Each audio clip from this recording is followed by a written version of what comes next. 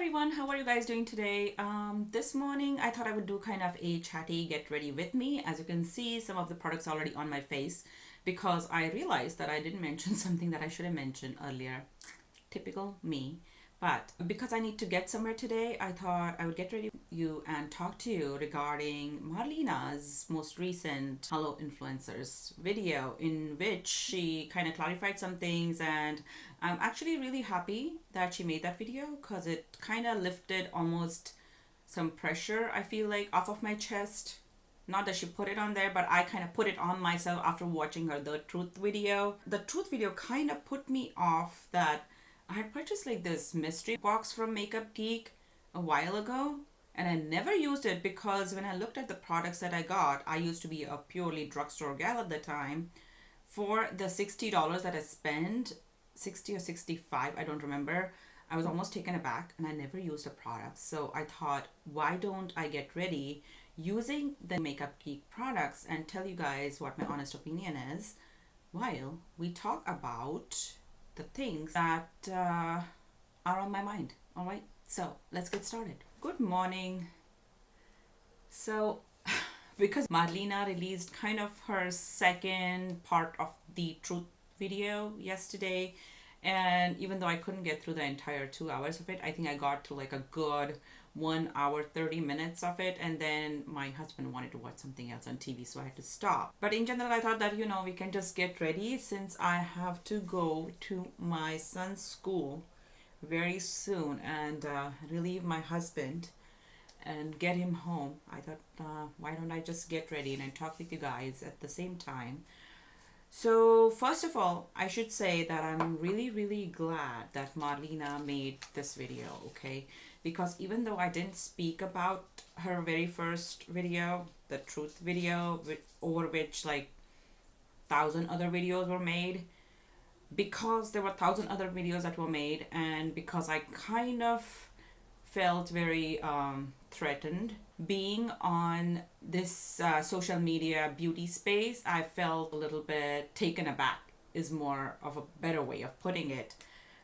So I didn't want to speak about it because it made me uncomfortable. It made me almost feel like whether it is wrong to ask for compensation in general when you are making videos. It made me question whether it was completely incorrect that I was putting some affiliate links, not that I make like tons of money off of them, but putting some affiliate Amazon links in the description box, though I do have a note also which clarifies that some of the links might be affiliate. Not always can I find an affiliate link.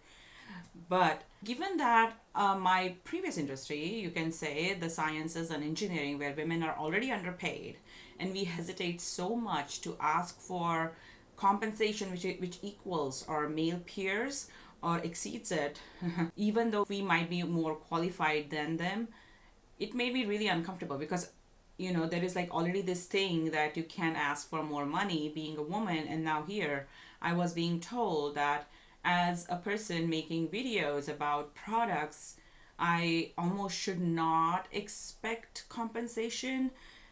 So it just made me really uncomfortable, and the more I thought about it, I felt that I did not agree with Marlena's Truth video. So it was good to hear that that was not her intention, and she kind of explains in this video that how she believes that the beauty industry kind of started being all this like innocent industry where people were just making reviews about products they purchased and genuinely liked, and then now it has become like this sketchy place, which I would just say it has become more commercial. And to be pretty honest, I feel like brand owners were benefiting when the beauty industry was innocent. They were actually almost, I can say, taking advantage of influencers, to be honest, because if you seriously think about it, right, any single ad campaign that say L'Oreal does with say a well-known actress, okay, it's going to cost them like tens of thousands of dollars, I believe, first of all, to just produce that ad, paying that actress paying a cameraman, paying the lightman, paying for the lights, for the space, for the studio space. I mean, for everybody else in the production, for the ad company to come up with that idea of how to present their products, putting the video together, editing it, and then for every single small ad that they play on TV, in like, all those little commercials that play between the different shows that we watch, every single time they're paying ton of money, right? So if you think about, like, the traditional way of advertising, it's really, really, really expensive. And then here the companies realize that all they had to do, was actually just send products to these influencers, and they were so happy because, again, the beauty industry was very innocent and kind of unassuming at that time, that just getting free products meant a lot. Because before that, I'm going to use the Giorgio Armani concealer. People were spending a lot of money just kind of, getting the products. So when companies realized that just by sending their products to these people, they were pretty much getting free advertising, and people were buying into that. People like you and I, who are just consumers, were literally buying those products, and they realized it's a very, very cheap form of advertisement, right? So I don't think it is anything great, right, that the company started sending products to these influencers. I mean, it's pittance. It's literally pittance compared to what they would end up spending for, a single person to advertise for their product, right? Here they were getting a lot of kind of diversity. A lot of people were watching this, and because these influencers were being honest, people were buying into those products. And I think it was very nice of Sigma, first of all, to start the affiliate program and then make a gig to soon follow. It is very nice of them to decide to share their profit with these influencers, but I think it was still in their advantage because it was still nowhere close to what companies pay for a single ad campaign and for having that ad play over and over. Here, the influencers are paying for their own camera, for their lights, for people to record them, because these big influencers do pay for cameramen and editors, and then they upload that video to YouTube. Yes, they get paid ad revenue, but again, they get paid ad revenue only after YouTube makes money. So keep that in mind. It is not like YouTube is paying them money and they're just like benefiting. Yes, they're benefiting out of people's who view. So it is almost like we, the consumers, are actually watching ads as entertainment.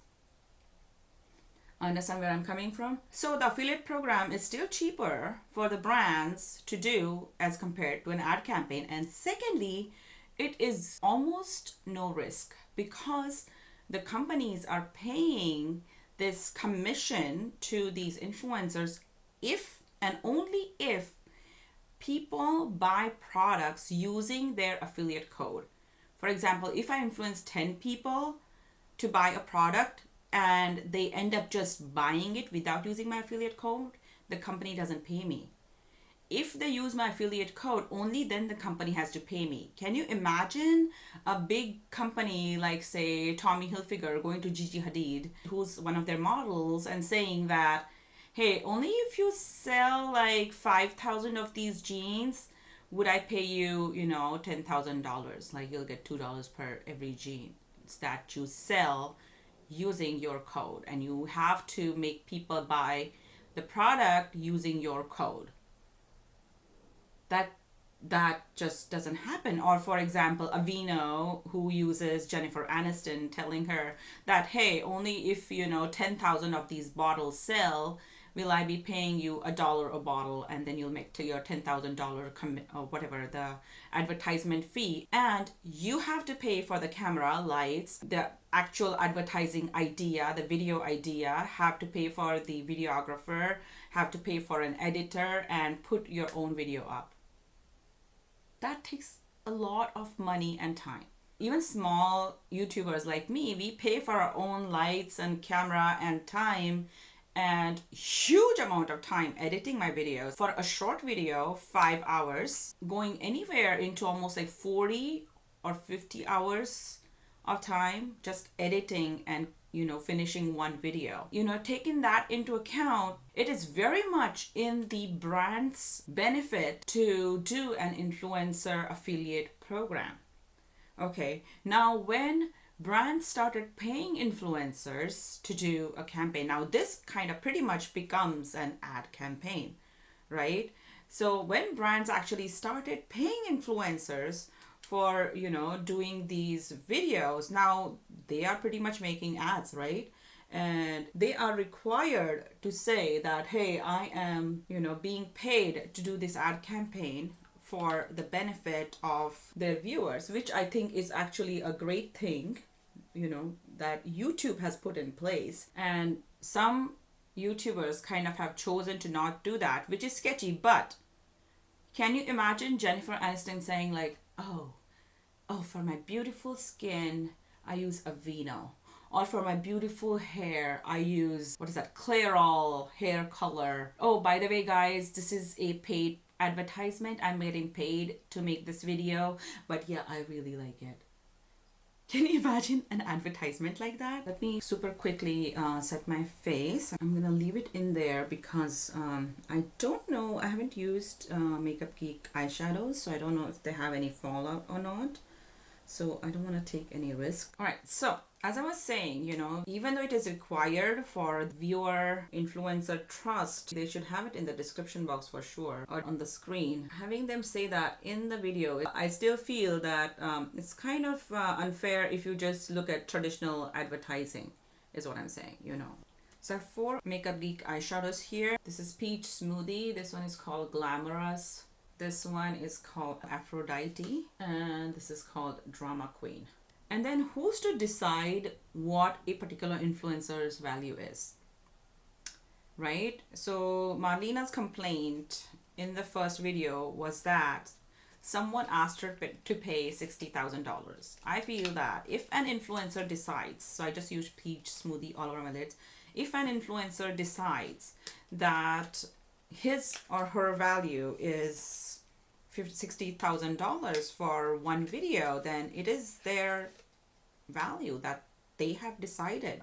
And it happens in the normal, say, movie industry all the time. Like Jennifer Aniston got each of the actors paid like some crazy money for each of the episode of Friends once it got popular. At that time, it's not possible for producers of Friends to come on social media and rant about how Jennifer Aniston is asking for so much money, because the actors have decided that's their value, and if the company cannot afford it, then they should let them go, right? Same way, for example, say L'Oreal approaches somebody else like Will Smith and says, hey, would you do an ad for us? And Will Smith would say, I'm going to charge $1 million.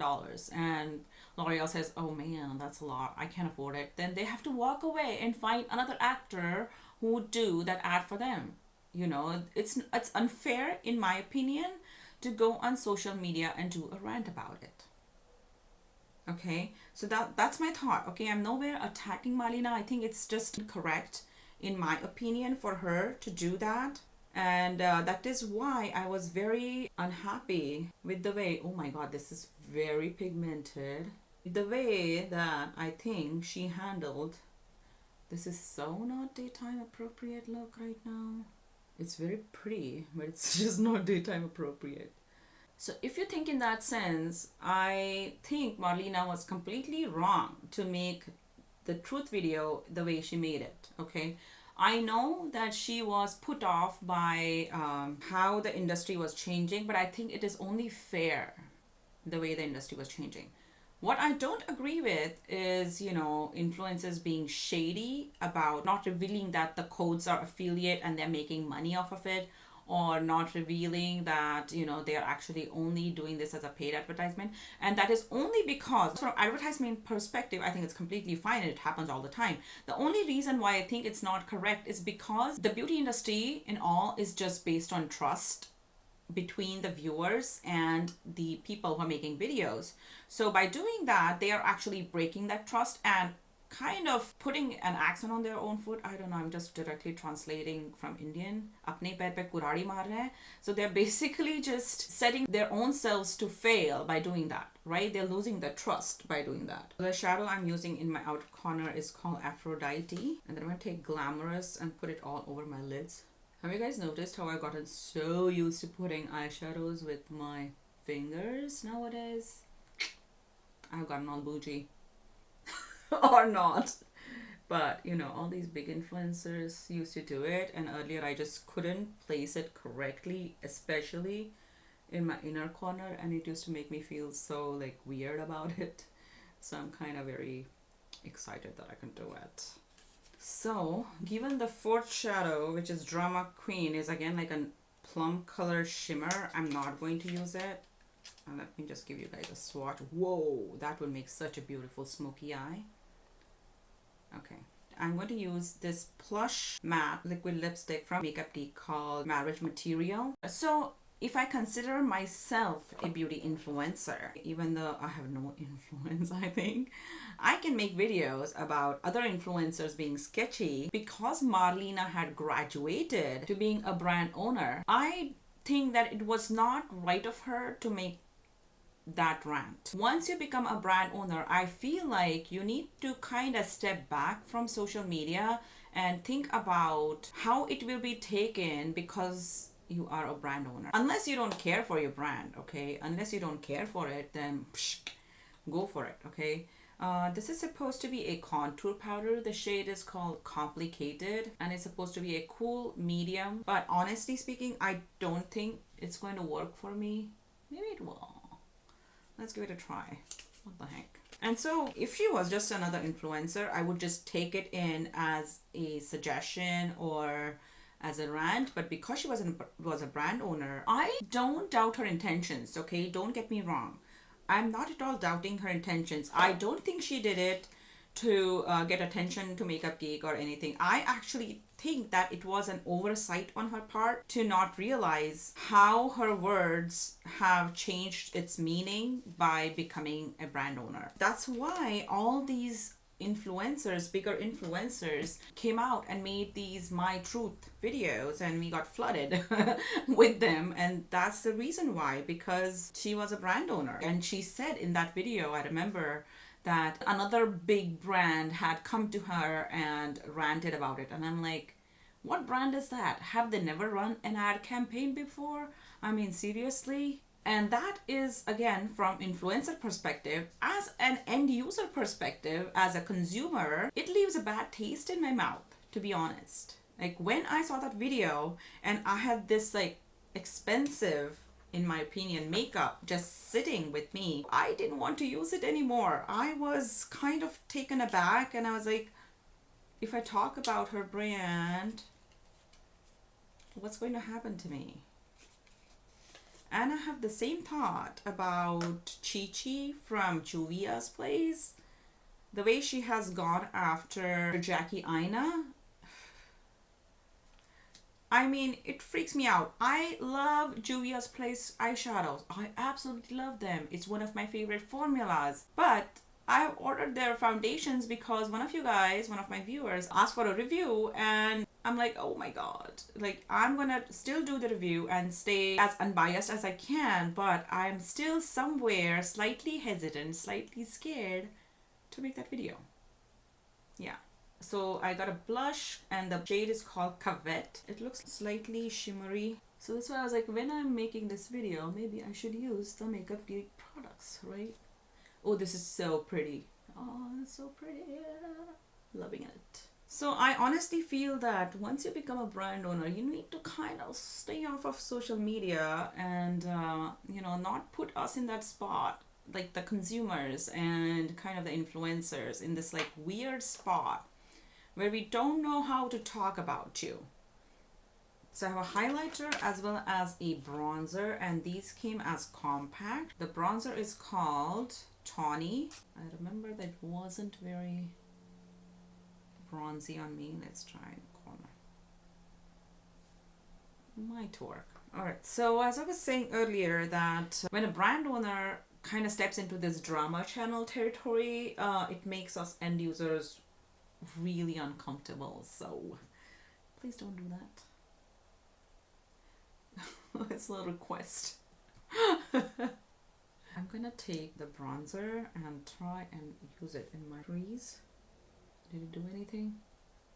No. It did not. It did not do anything. Alright. And then the highlighter is called Rekindle. Oh, it's very pretty and very high shine.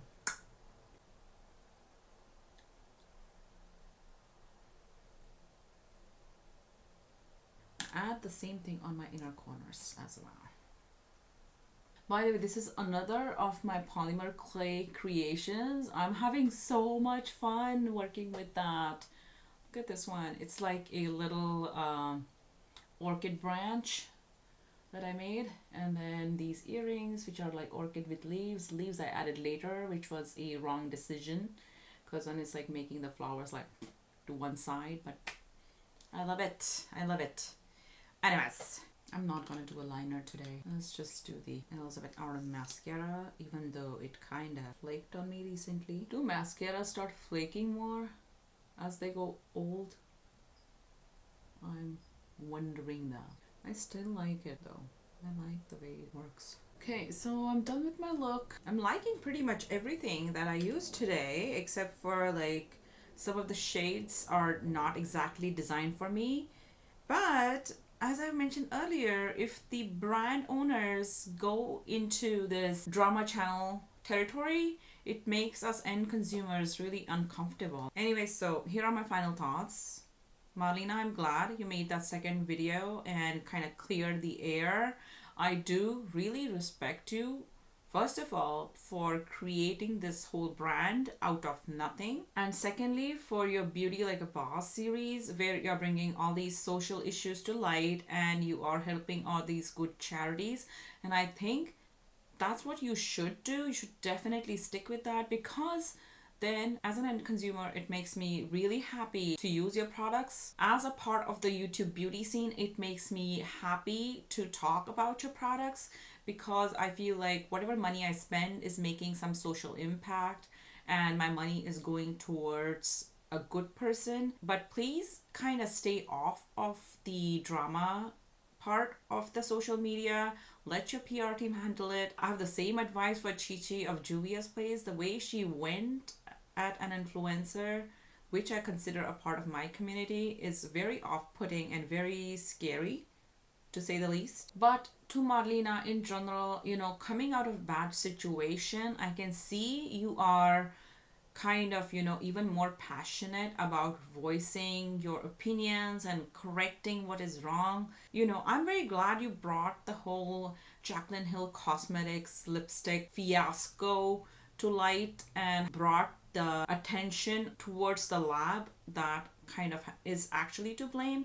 I feel that JaclynHill Cosmetics really needs to recall their lipsticks. That way, even those who are unaware of what's going on social media, who are unaware that they are giving refunds, you know, stop using that product. And JaclynHill needs to put the blame on where it belongs, which is actually the lab. That lab really needs to be reported. Marlena, if you can, please report that lab to the authorities. I know there is like this like something certified on all the makeup labs. So even though makeup isn't certified by FDA, the labs that produce the makeup are certified by an agency. So please, this lab needs to be reported and needs to be taken out of business because of their shady practices.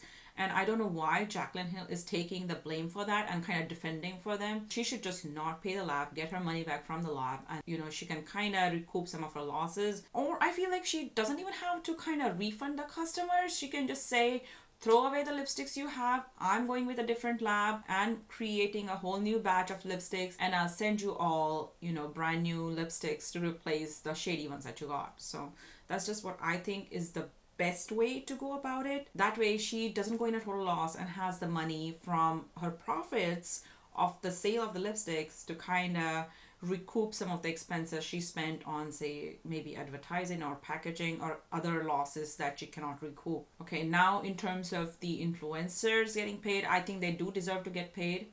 I think they do deserve to set their own value. If someone says they are worth $60,000, they are worth $60,000, $6,000. I don't remember what the number was. But if a person decides that's their worth, and then they decide that's their worth, now it's company's policy to decide whether that number fits in their budget or not, and they can decide to work with this person or not. And if no other company works with this influencers for that amount of money, the influencer will realize that their number is way too high and they will drop it. You know, there need not be a social awareness brought to someone claiming that their worth is $6,000 or something like that. You know, I don't think it's fair. I'm completely in opposition of the way James Charles and Nicole Concilio went behind Marlena's back, contacting Netflix almost through Twitter, because according to me, it is very similar to going to your boss behind your colleague's back. It's very sketchy. It's very unprofessional. Actually, if this was done in a normal job situation, you would lose a lot of trust from your fellow employees. It would be kind of considered demoralizing for your entire work group, and you know, it would not be considered good at all. So I thought it was very sketchy of those two to do that. It's just something I cannot approve of. And finally, if you're a brand owner, again, don't get into drama business. Just focus on your brand and let your PR team handle any social craziness that happens in that respect, because you know, they are kind of trained in diffusing the situations and handling them properly. And then if they don't, you can always put a blame on them and kick them out and get better PR people. But now when a brand owner does it, there's no detaching the two. It gets very difficult for people. So thank you again for staying with me for this long and listening to my thoughts. Let me know in the comments below what you guys think. Oh, by the way, if any of you are interested in how to make like these jewelry pieces, let me know so in the comments below, and I'll make a quick video about it. See you guys then. Bye.